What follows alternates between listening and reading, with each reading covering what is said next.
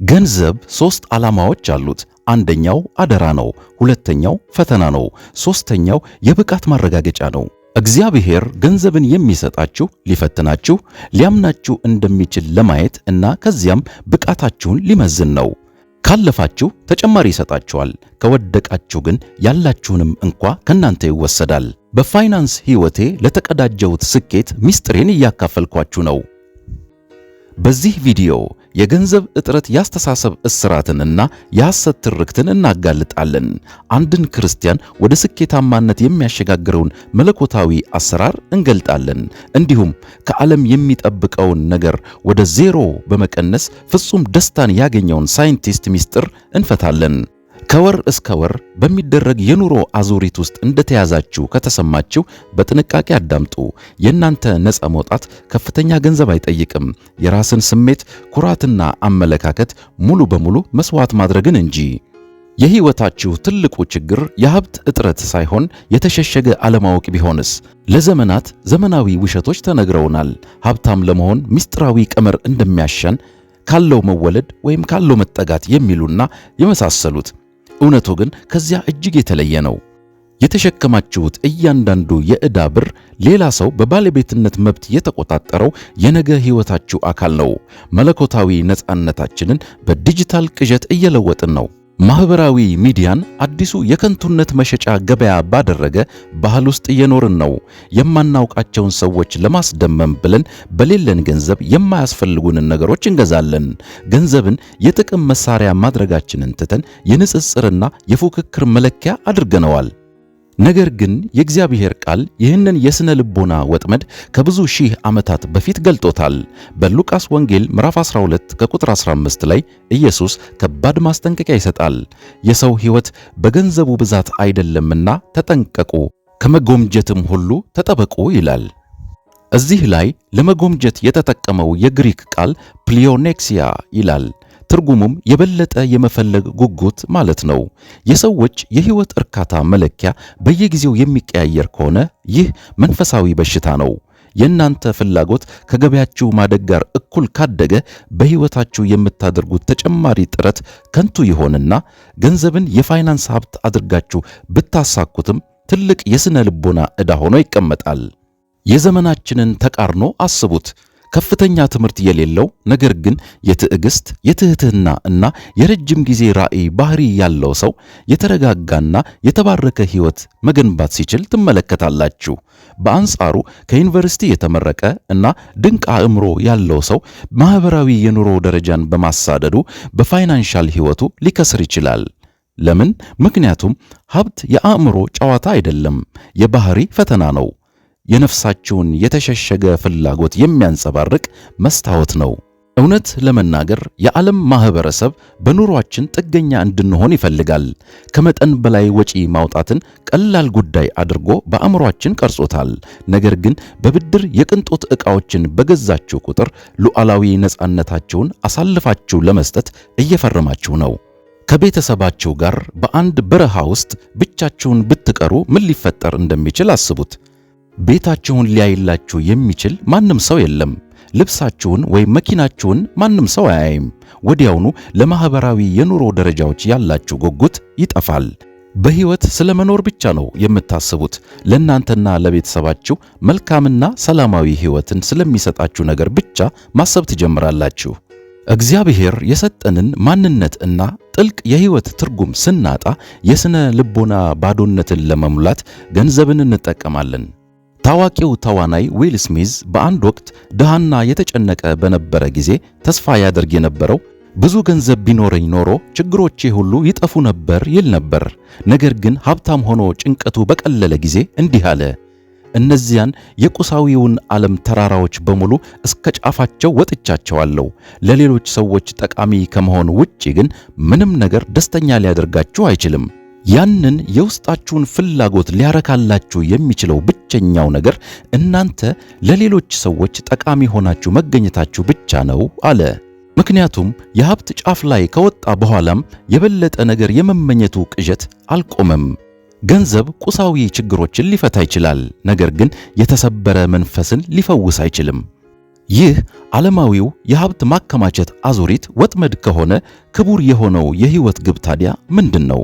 ዶክተር ማይልስ መንሮ እንዲህ ይላል። ገንዘብ 3 ዓላማዎች አሉት። አንደኛው አደራ ነው። ሁለተኛው ፈተና ነው። ሦስተኛው ደግሞ የብቃት ማረጋገጫ ነው። እግዚአብሔር ገንዘብን የሚሰጣችሁ ሊፈትናችሁ፣ ሊያምናችሁ እንደሚችል ለማየትና ከዚያም ብቃታችሁን ሊመዝን ነው። ካለፋችሁ ተጨማሪ ይሰጣችኋል። ከወደቃችሁ ግን ያላችሁም እንኳ ከናንተ ይወሰዳል። ቁሳዊ ሀብትን የማስተዳደር ችሎታችሁ መንፈሳዊ ሀብትን የማስተዳደር ብቃታችሁን ይወስናል። ቁሳዊ ሀብትን በአግባቡ ካስተዳደራችሁ እግዚአብሔር ብዙ መንፈሳዊ ሀብትን ይሰጣችኋል። ወጣቶች እባካችሁ ስሙኝ። በፋይናንስ ሕይወቴ ለተቀዳጀሁት ስኬት ምስጢሬን እያካፈልኳችሁ ነው። ቁሳዊ ነገሮችን በአግባቡ ካስተዳደራችሁ እግዚአብሔር ታላቅ መንፈሳዊ ተጽዕኖ ፈጣሪነትን ይሰጣችኋል ይላል ዶክተር ማይልስ መንሮ። የክርስቲያኖች የስኬታማ ሕይወት ግብ የቅንጦት ኑሮ ወይም የተለያዩ የሀብታሞች ማኅበራትን መቀላቀል አይደለም። ለአማኝ እውነተኛ ግብ ነጻነት ነው። በየቀኑ ጠዋት ከእንቅልፉ ነቅቶ እግዚአብሔር የሰራትን ቀን አይቶ ከሁሉ በላይ ከሚሆነው ከአምላክ በቀር ለማንኛውም ምድራዊ ነገር አልገዛም የማለት መለኮታዊ አቅም ነው።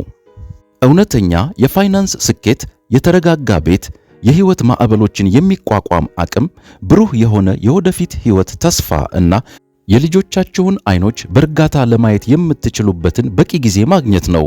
ዓለም ይህንን ተራ ነገር ትለዋለች፣ እግዚአብሔር ግን ምሽግ ይለዋል። ሐዋርያው ጳውሎስ የደስታን የመጨረሻ ምስጢራዊ ቀመር ገልጦታል። በዕብራውያን ምዕራፍ 13 ከቁጥር 15 ላይ አካሄዳችሁ ገንዘብን ያለ መውደድ ይሁን፣ ያላችሁም ይብቃችሁ፣ እርሱ ራሱ አልለቅህም ከቶም አልተውህም ብሏልና ይላል።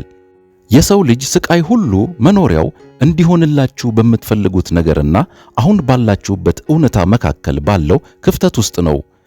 የእናንተ ፍላጎት በጣም በተራቀቀ የማህበራዊ ሚዲያ አልጎሪዝም የሚመራ ከሆነ ወደ ኋላ እንደቀራችሁ እንዲሰማችሁ መደረጋችሁ የተረጋገጠ ነው። ነገር ግን የእናንተ እውነታ በእግዚአብሔር ፍጹም ብቃት እና የተስፋ ቃል ላይ ሲመሰረት ያ ክፍተት ይዘጋል። እርካታ ማለት የምትፈልጉትን ሁሉ ማግኘት አይደለም፣ አሁን ምን ያህል እንደተሰጣችሁ መረዳት ነው።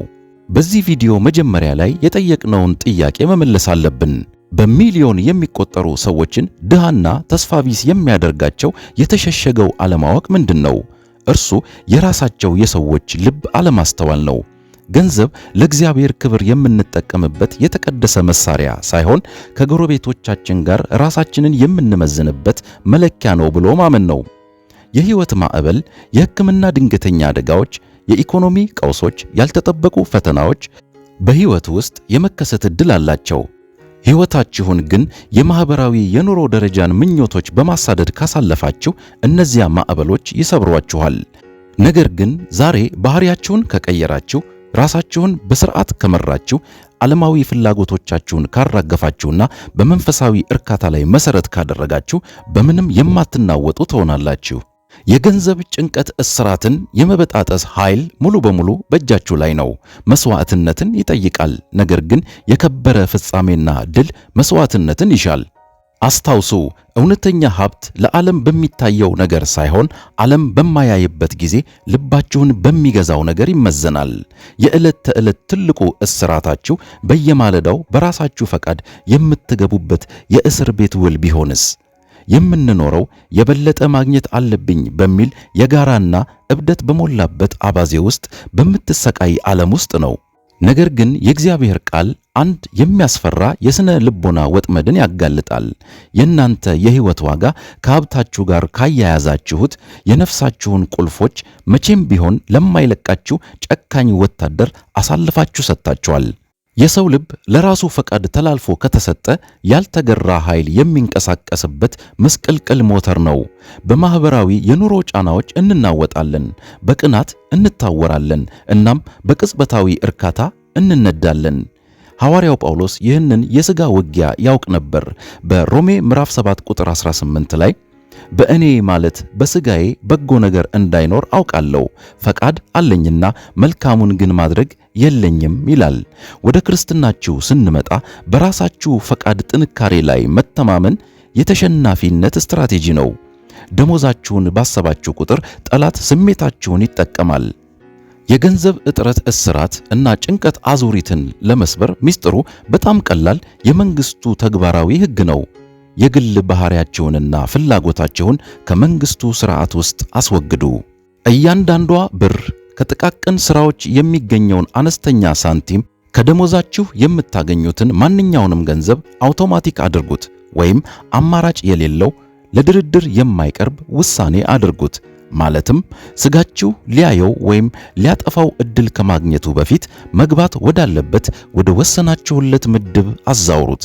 የገንዘብ ስነ ስርዓታችሁን አውቶማቲክ ስታደርጉ መለኮታዊውን የድንበር መስመር እየዘረጋችሁ ነው።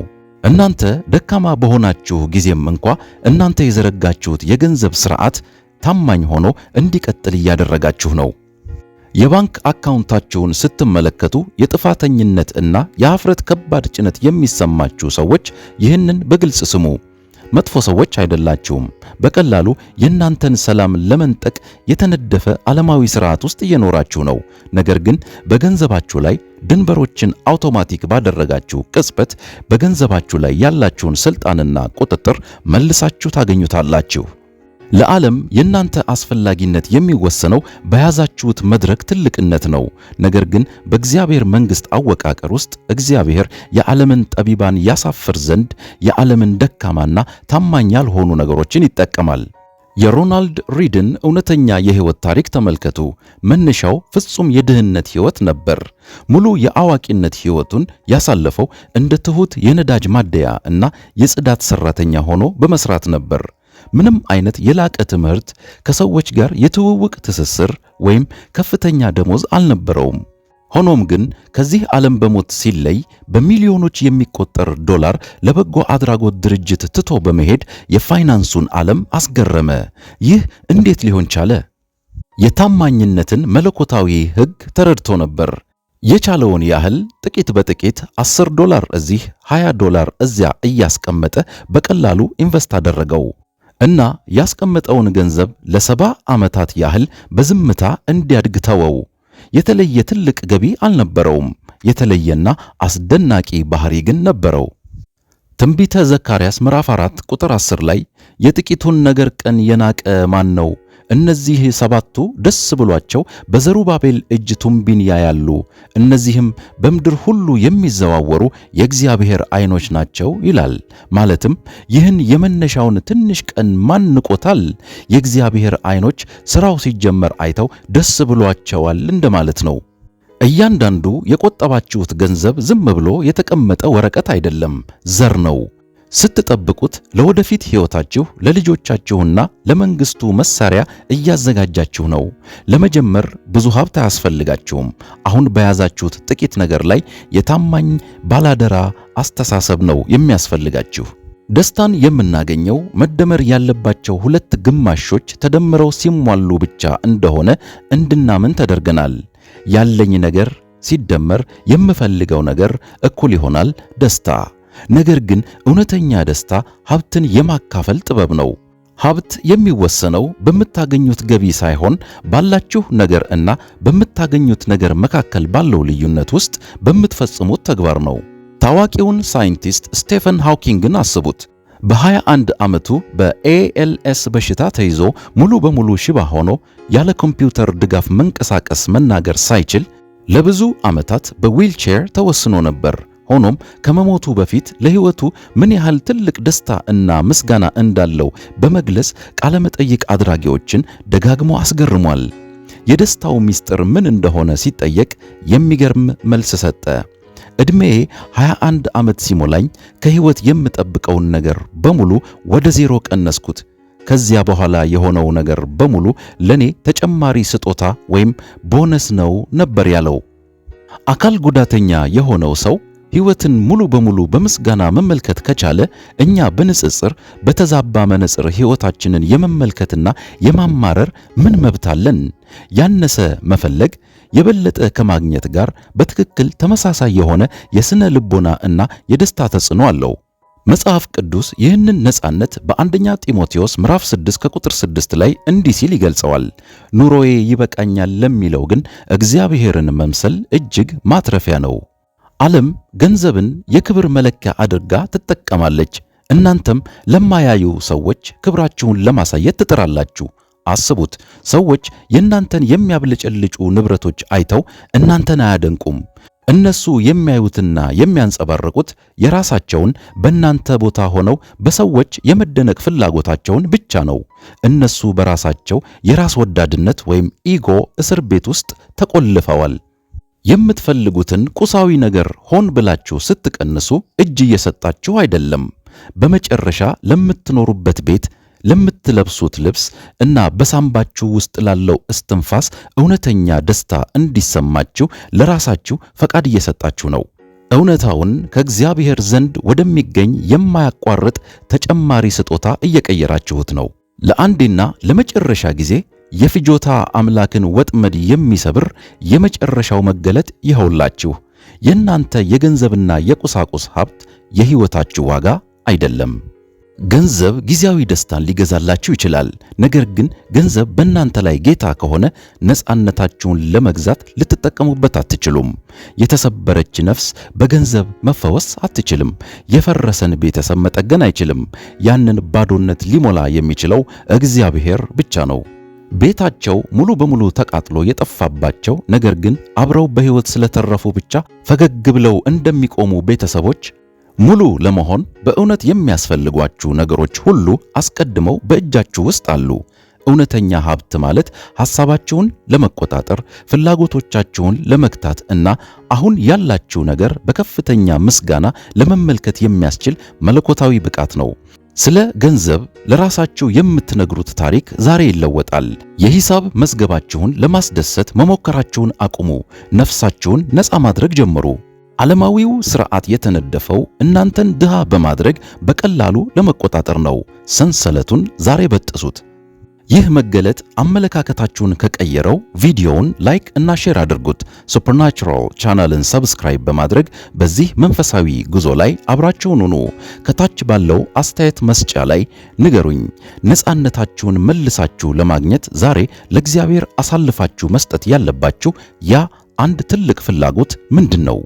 በመንፈስ ቅዱስ አማካኝነት ከዚህች ቅጽበት ጀምሮ የፋይናንስ ዕጣ ፈንታችሁን እንደገና የመጻፍ ኃይል ይሁንላችሁ። ወደ ኋላ አትመልከቱ። ከንጽጽር ወጥመድ ውጡ። አሁን በስክሪኑ ላይ የሚታየውን ቀጣዩን ቪዲዮ ክሊክ አድርጉና ተመልከቱ። በቀጣዩ ቪዲዮ እንገናኛለን። ጌታ አብዝቶ ይባርካችሁ።